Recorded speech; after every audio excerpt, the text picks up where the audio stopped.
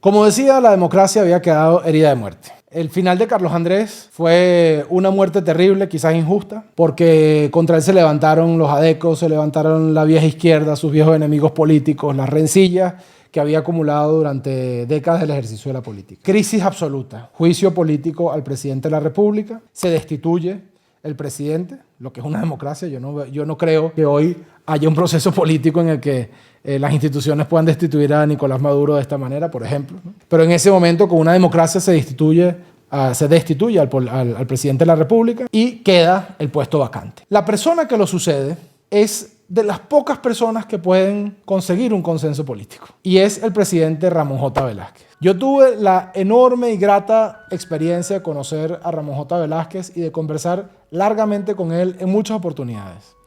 Recibí consejos, me regaló libros, lo escuché con mucha atención, un hombre absolutamente cabal, un intelectual, un tipo respetado. Ramón J. asume la presidencia para culminar el periodo y convocar elecciones para un nuevo periodo constitucional. Durante el gobierno de Ramón J. tuvo la enormemente difícil tarea de mantener el orden militar, de mantener la estabilidad de un país convulsionado, y lo hizo. Creo que Ramón J. Velázquez pasa a la historia de Venezuela como uno de los grandes venezolanos, como un venezolano de bien, decente, digno, y que enfrentó y que tomó las riendas del país en un momento de tribulación. Creo que la historia se lo reconoce y se lo reconocerá en el futuro. De esas elecciones queda electo un viejo conocido, Rafael Caldera. Pero Rafael Caldera no queda electo sin que valga la pena hacer una mención, porque Rafael Caldera queda electo enterrando el partido que había sido su casa política durante décadas y que él mismo había fundado. Es decir, para ser presidente, Caldera tuvo que aniquilar la obra de su vida. Había habido una primaria entre el Tigre Fernández y Rafael Caldera. El Tigre Fernández le dijo a Caldera, en una reunión privada, le dijo: presidente, gana la primaria el Tigre, y le dice: presidente, usted no ha debido pelear conmigo porque yo no he perdido nunca una elección. Y lo que cuenta la mitología política venezolana es que Caldera le respondió: precisamente por eso, usted nunca va a ser presidente. Caldera, ¿qué hace? Pierde la elección, pero se lleva la mitad de Copey, arrasa el partido, forma un nuevo partido que se llama Convergencia, se junta con viejos partidos de la izquierda, con los que él tenía puentes porque ya los había legalizado durante su primer periodo, porque tenía relaciones políticas construidas, y forman lo que se llamó el Chiripero. Aunque usted no lo crea, Caldera ganó la elección sacando en televisión una campaña publicitaria con un montón de chiripas juntándose en torno al logo de Convergencia. Así fue. Los venezolanos votaremos amarillo, verde y rojo, abajo y a la derecha. Tú que tienes 20 años, 25 y que no has vivido esta parte de la historia, fue así. En los años 90, Caldera ganó una elección y los canales de televisión sacaban un montón de chiripas que simbolizaban el montón de grupúsculos, grupitos y partidos pequeños que Caldera había logrado aglutinar y con los cuales pudo ganarle a Acción Democrática y a Copey, que eran las fuerzas hegemónicas hasta la época. Pero Caldera tenía un nuevo partido con un viejo discurso, y era un nuevo partido con una vieja cara. A Caldera se le culpa de haber castrado la renovación política y generacional de Venezuela. Más o menos en el año 2007 yo tuve la oportunidad de ser atendido en la casa de Rafael Caldera. Y hablé con él quizás un par de horas o 2 o 3 horas. Caldera era ya un señor muy mayor, al que se le escuchaba muy poquito y había que prestar mucha atención y acercarse para poder escuchar lo que estaba diciendo. Era un señor muy deteriorado físicamente, pero ha sido una de las reuniones más lúcidas que yo he tenido a lo largo de mi vida. Yo le hice la pregunta en ese momento: presidente, ¿a usted se le culpa de haber sacado de la cárcel a Hugo Chávez y de haber permitido que unos insurrectos, de haber sido cómplice de que unos insurrectos pudieran presentarse en las elecciones presidenciales y pudieran hacer lo que han hecho hasta ahora? Caldera, que no era chavista ni remotamente, que para el año 2007 era un férreo y absoluto opositor a Chávez, me dijo lo siguiente, cosa que yo publiqué una vez en un artículo cuando murió Caldera. Me dijo: mire, hijo, yo logré en el momento de mayor tribulación de Venezuela mantener 5 años de poder democrático sin un solo muerto. Chávez no podría hacer eso ni 2 días. Esa fue la respuesta de Rafael Caldera, y yo la dejo consignada aquí porque me parece una visión que pocos venezolanos, a la que pocos venezolanos tienen acceso. porque la mayoría de los venezolanos tenemos acceso a la visión de, bueno, Rafael Caldera soltó a Chávez porque se equivocó, Caldera soltó a Chávez porque fue débil, porque le faltó visión. Bueno, y quizás Rafael Caldera en sus circunstancias, ¿no?, en una Venezuela completamente levantisca, en una Venezuela inestable por los cuatro costados, que venía como del Caracazo de los dos golpes de Estado, de la destitución de un presidente, de la presidencia, digamos, encargada de Ramón J. Velázquez, logró, en efecto, 5 años de gobierno pacífico en el país sin un solo muerto. Esa es su explicación. Juzguen ustedes si esa explicación es satisfactoria o no, pero la consigno para la historia. El caso es que durante el gobierno de Caldera es liberado Hugo Chávez como parte de unas negociaciones con la izquierda para mantener la estabilidad del país. Hugo Chávez sale de la cárcel inmediatamente a hacer política y se basa en la construcción de una agenda política que se llama Agenda Alternativa Bolivariana. Esa Agenda Alternativa Bolivariana, que es una especie de plan de Barranquilla, si podríamos hacer el símil, ¿no? El plan de Barranquilla era esa agenda que había hecho Betancur en el exilio. Este es el plan de Barranquilla de Chávez, la Agenda Alternativa Bolivariana, que se centra básicamente en la soberanía económica, que, bueno, es este pasticho comunista que nos ha llevado a la ruina a nosotros y a cuantos lo han sufrido, ¿no? Y es la estatización de todos los medios de producción y de los sectores estratégicos como el petróleo, el agua, la luz, etc. Básicamente, el componente más comunista de su agenda. Pero también tenía un componente muy peligroso que era relativo a la participación ciudadana, porque era la participación ciudadana sin respetar los mecanismos de participación ciudadana que garantizan la democracia y que garantizan la igualdad entre los ciudadanos. Es decir, Chávez nunca estuvo interesado en la participación de los venezolanos. Chávez estuvo interesado en representar a su grupo, a la gente a la que él decía reivindicar. Chávez nunca vio a Venezuela como un solo país. Chávez vio a Venezuela como un país polarizado, en donde había unos buenos y unos malos, y los buenos eran por supuesto los de él, y tenían derecho a aplastar a todos los demás. Y creó instituciones políticas dedicadas precisamente a aplastar a quienes no pensaron como él. Estaba ya en la agenda. Lo tercero era la justicia social, que tenía que ver con la garantía de los derechos sociales de los venezolanos. Pero esos no eran conceptos nuevos en Venezuela, porque Venezuela siempre, durante toda la democracia, fue un régimen de centro-izquierda. Acción Democrática determinó el ideario de la democracia, sentó las bases de la Constitución que rigió la democracia, y allí estaban considerados estos derechos y garantías. Por su parte, Copey, que era la supuesta derecha venezolana, no lo era tal, porque era socialdemócrata.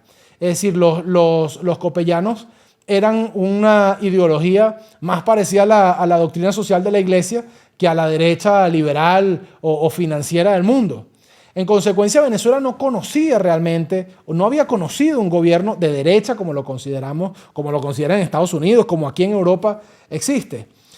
Pero para la extrema izquierda representada por Chávez, este ideario tenía que radicalizarse, romperse la participación privada en la industria petrolera, romperse la participación privada en todos los sectores estratégicos del país, para que una sola persona, desde el Estado, controlase toda la economía. Lo logró, pero ¿a qué costo para los venezolanos?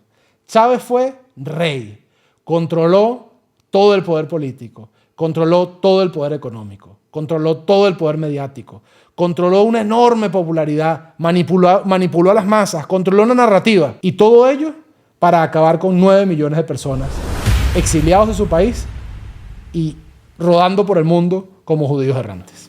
Como un tipo pobre, de Barinas, golpista, expresidiario y sin aparente fuerza política o vinculación con los sectores económicos o del poder del país, logra sacar 56.2% de las elecciones en diciembre de 1998 y convertirse en el presidente más influyente de los últimos 50 años de Venezuela, como lo fue Hugo Chávez. Influyente, para mal, pero influyente.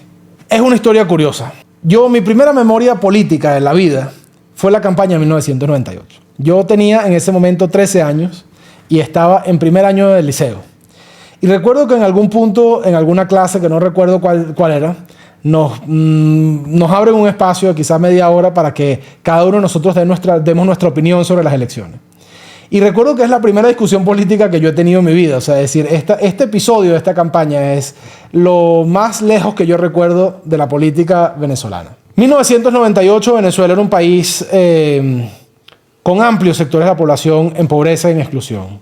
Un país con una crisis económica sostenida desde hacía 15 años, que sí, había logrado ser revertida por Caldera. El país estaba creciendo, había ocurrido una apertura petrolera que había remozado y reflotado la industria energética nacional. Había logrado una relativa estabilidad después de años muy convulsos, pero jamás volver a la sensación de bonanza de los años 70 y del año 80 de Venezuela. Los venezolanos tenían los sueños rotos. En 1998 la ilusión de democracia se había quebrado en 1000 pedazos. Se denunciaba gente comiendo perrarina.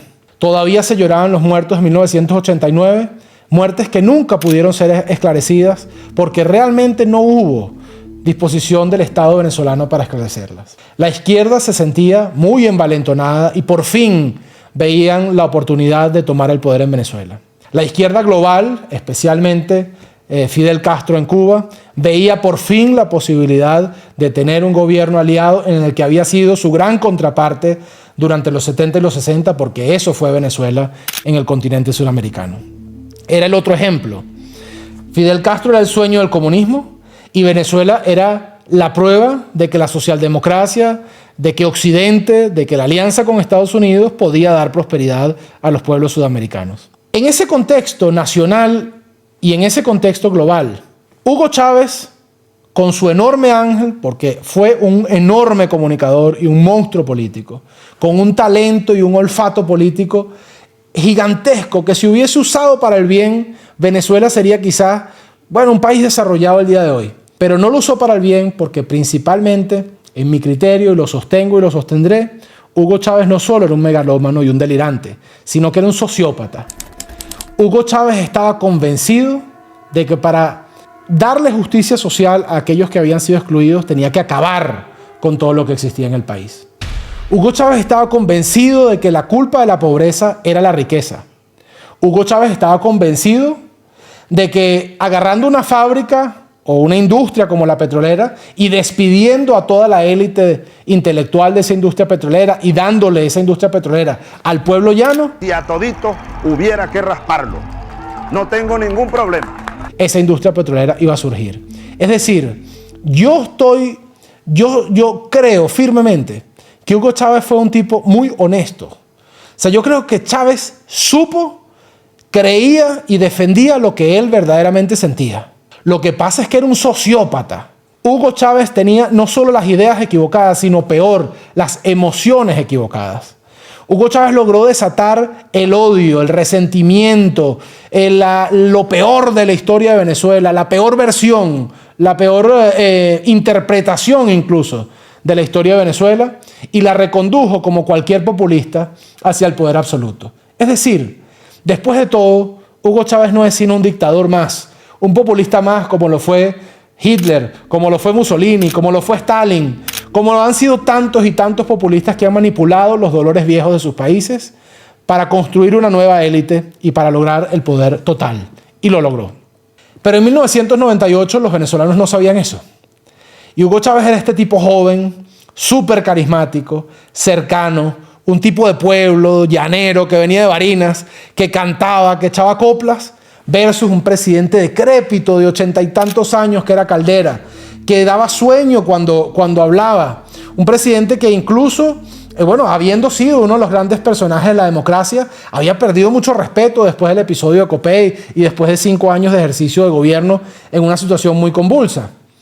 Y ni hablar del prestigio de Acción Democrática, que fue la dueña de los corazones de Venezuela por décadas. Prestigio que se había destruido tras la destitución de Carlos Andrés, los actos de corrupción que se vivieron durante los gobiernos de Lucinchi y en años posteriores, y el triste y asqueroso episodio que se vio con Alfaro Usero queriendo lanzarse a candidato. ¿Quién era Alfaro Usero? Esto es muy importante porque Alfaro Usero era el secretario general de Acción Democrática y el tipo con más poder político en Venezuela. Era un tipo que controlaba la estructura del partido más grande del país. Este tipo decidió que él iba a ser el candidato, siendo impopular, poco conocido, muy mayor y muy desacreditado en opinión pública. pero decidió que era su turno. Había logrado matar a todos los grandes adecos que le podían hacer sombra, matar políticamente, me refiero. En esa época no se llegaba a los límites a los que se llega hoy, pero había logrado matar a todos los adecos que le podían hacer sombra, y el tipo decidió que era su momento. Y hubo un episodio espantoso, que es este señor, cuando Acción Democrática le dice que no, que usted no va a ser el candidato. Es este señor a las puertas de Acción Democrática con un candado, y el tipo forcejeando la puerta de Acción Democrática. No, yo sí voy a ser el tipo y tal. Así murió, así fue la triste muerte política de Alfaro Usero. Pero con Alfaro Usero y con este episodio de inestabilidad en Acción Democrática, etcétera, muere también las oportunidades del partido más grande de Venezuela de recuperar el poder. Copey, como ya lo hemos descrito, había sido dividido por Caldera. Es decir, Caldera ya no podía ir a una reelección, pues ya no la edad ni la salud le daba para eso. Convergencia era un partido que era el partido de gobierno en principio, era un partido que había sido creado a la imagen y necesidad de Caldera en ese momento, pero no tenía la fuerza ni el arraigo como para poner a otro presidente. En ese contexto de descrédito, Hugo Chávez empieza a recorrer el país en un Volkswagen. Y empieza, a tomar café y tal con ese aire y esa popularidad que tenía. Al principio nadie lo vio como una amenaza real. Había otros candidatos que se veían mucho mejor. Estaba el gobernador de Carabobo, que era Enrique Salas Romer, con quien yo tuve y tengo una buena relación de amistad. Creo que es un tipo que hubiese sido no 2, ni 3, ni 400 veces mejor que Chávez, hubiese sido 10.000 veces mejor que Chávez. Ojalá Venezuela hubiese tenido un presidente como Enrique Salas Romer, pese a que muchos lo critican, etcétera, pero yo tengo duda de que era la mejor opción en esas elecciones del 98.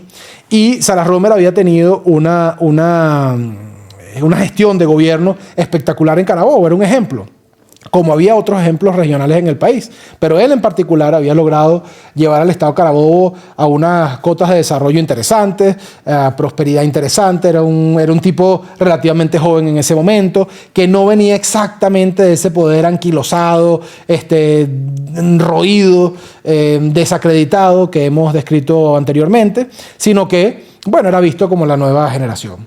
Por otra parte estaba Irene Sáez. Irene Sáez había sido Miss Universo, en un país en donde Miss Venezuela era una religión. Lo que es el fútbol para España, lo que es para Estados Unidos, no sé, el Super Bowl o lo que sea, para Venezuela era el Miss Venezuela. Esta mujer, Irene Sáez, había sido Miss Venezuela, luego Miss Universo, pero se había formado. Era politólogo, era una tipa inteligente, había sido alcalde de Chacao y había hecho de Chacao una taza de plata. Era la gestión emblema de todo el país. El país le reconocía su valor, era una tipa querida, con una imagen espectacular, y en algún momento llegó a tener posibilidades reales de ser presidente de Venezuela. ¿Qué pasa? A Irene la apadrina Copey. Irene acepta el apoyo de Copey y empieza Irene a caerse en picada porque la gente estima que es más de lo mismo. Salas Romer, por el contrario, empieza en ascenso. Ya hemos dicho que Acción Democrática, se había sacado a ella misma del mapa con el triste episodio de Alfaro, etc. Pero Salas Romer va en ascenso. Conforme esto sucede, va Chávez ganando adeptos, y empieza un proceso que muy pocos quieren recordar. El apoyo de las élites, incluso muchas de las élites que perdieron su plata, muchas de las élites que después fueron perseguidos, el apoyo de las élites a Hugo Chávez. Yo quiero dar el ejemplo de Miguel Enrique Otero, por ejemplo. Miguel Enrique Otero, que ahora es un gran opositor y que dice y desdice de Hugo Chávez, etc. Miguel Enrique Otero fue clave, un apoyo clave para darle acceso a Hugo Chávez a las élites. El Nacional, que había sido un periódico democrático durante tantos años, fundado por su padre, un gran escritor, se puso al servicio de los golpistas para impulsarlo. Y así otras grandes cadenas de comunicación, de medios, así grandes empresarios. Hay empresarios que todavía rondan el espectro chavista, pero que vienen de la llamada Cuarta República, que le pusieron la plata a Hugo Chávez para llegar.